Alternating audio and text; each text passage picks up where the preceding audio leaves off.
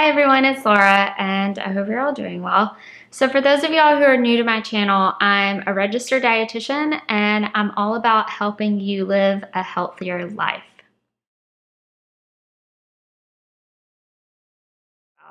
This is an area of my life that I have a lot of shame about, a lot of guilt. I'm extremely embarrassed.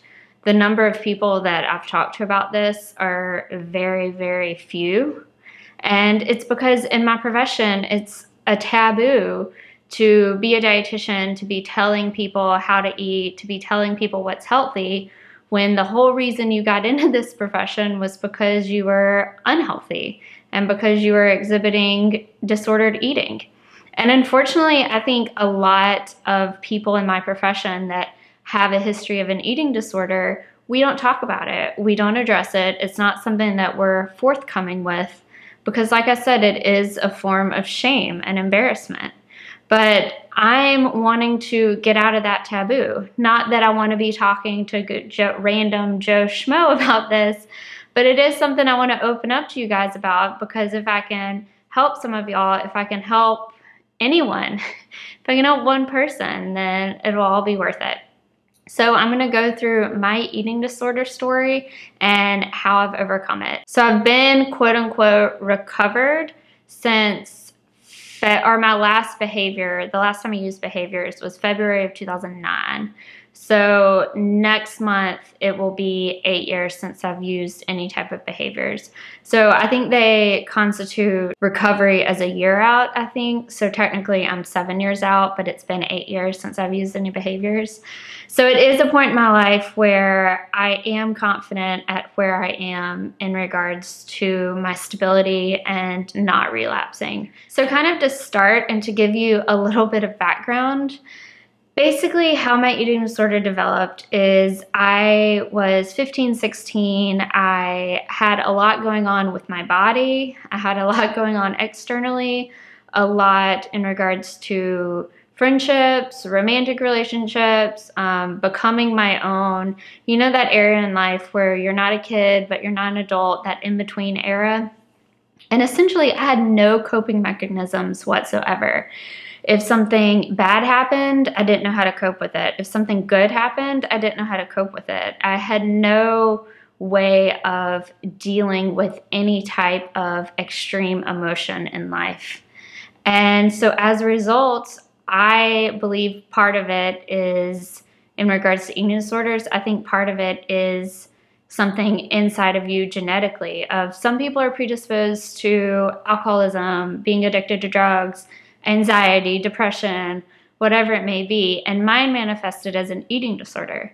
And so in order to cope with anything and everything, I focused on food. And primarily, I was, for the most part, bulimic. There were periods of times when I didn't eat a whole lot, but overall, I was diagnosed with bulimia nervosa. I viewed the bathroom and the toilet as an area of comfort. I viewed binging and purging as a way of just dealing with life. And it wasn't until I started actually studying nutrition and started realizing that I need to get my act together, because I'm supposed to be a poster child for health and for nutrition, and I am the exact opposite. Even though outwardly my weight didn't change all that much, I was pretty stable throughout the whole process of not having an eating disorder to suffering from an eating disorder, which lasted about 4 years until I really started seeking treatment. And my motivation was for myself. It wasn't for anyone else. It wasn't for the friends that knew about that. It wasn't for my parents. It wasn't for anything other than I wanted to be healthy, and I wanted to not only be physically healthy, but mentally healthy as well. And not only did I seek recovery for my health, but also for my happiness, because I wasn't happy. I didn't love myself. I was always critical of myself. There was always something I could do better. There was always something that I could improve on. And I wasn't a happy person. And eating disorders are such a secretive thing that I was primarily battling this by myself. It's such an internal battle. It's not something that, oh, I didn't need a drug dealer. I didn't need to go out and buy alcohol. I didn't need to do anything that would trigger red flags for people. You know, if you are constantly drunk, then people think, oh, you might be an alcoholic. But for me, I looked normal. I did not look super, super thin. I was studying nutrition. So even if I did look on the thinner side, people chalked it up to me being in love with healthy food.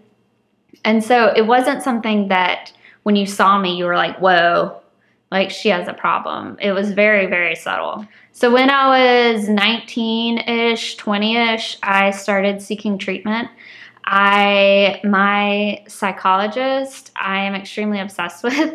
I saw her for over 2 years, and she is the person who taught me good coping mechanisms, the person who taught me to not eat emotionally.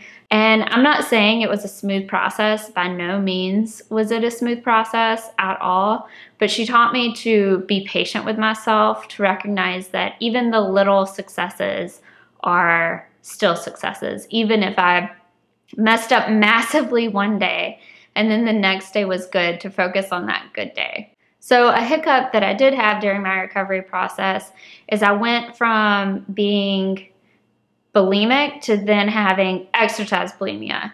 So I stopped throwing up my food, but I started becoming obsessive about exercising. I joined the triathlon team, was exercising 2 times a day. We would do 2-a-days, and it just wasn't healthy at all. So I was doing a healthy behavior by exercising, but I was doing it so much that it became unhealthy. And I'm not gonna lie, the recovery process was difficult for me.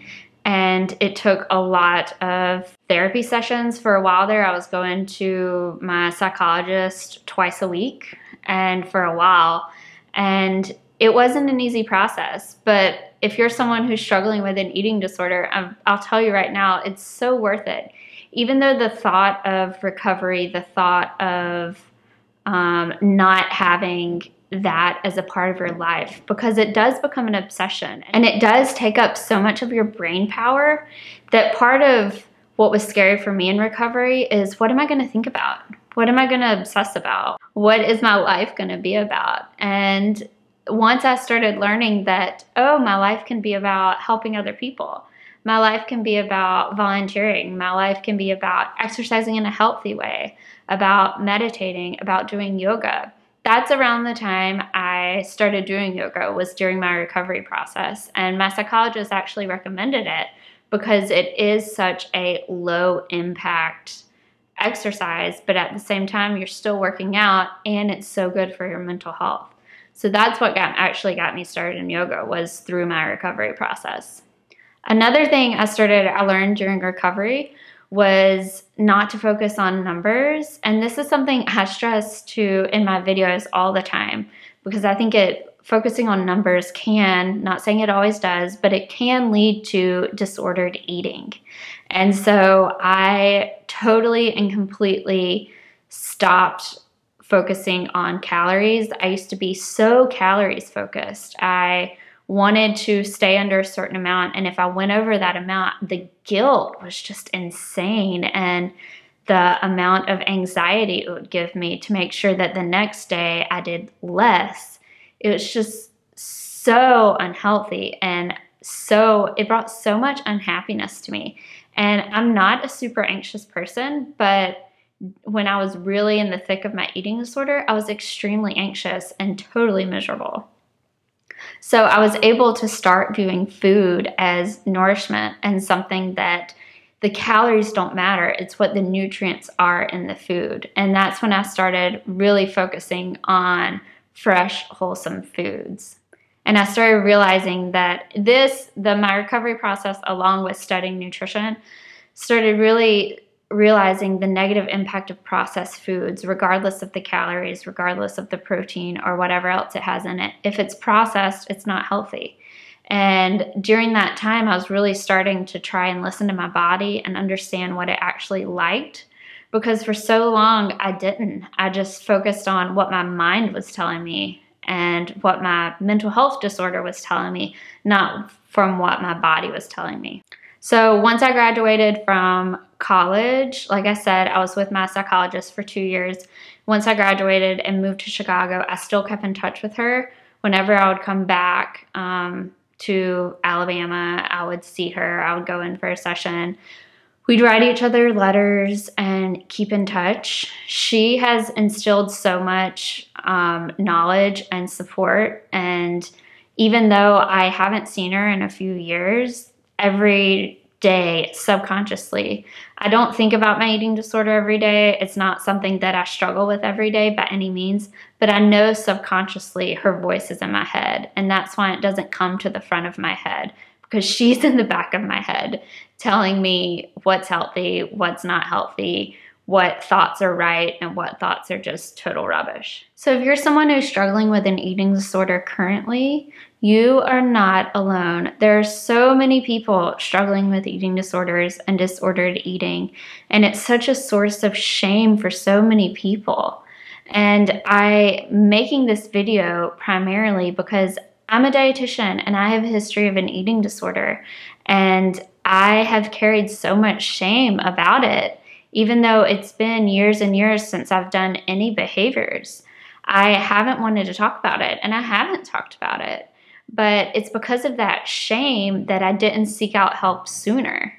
It's because of that shame that I didn't tell anyone for a while. Only a couple people knew.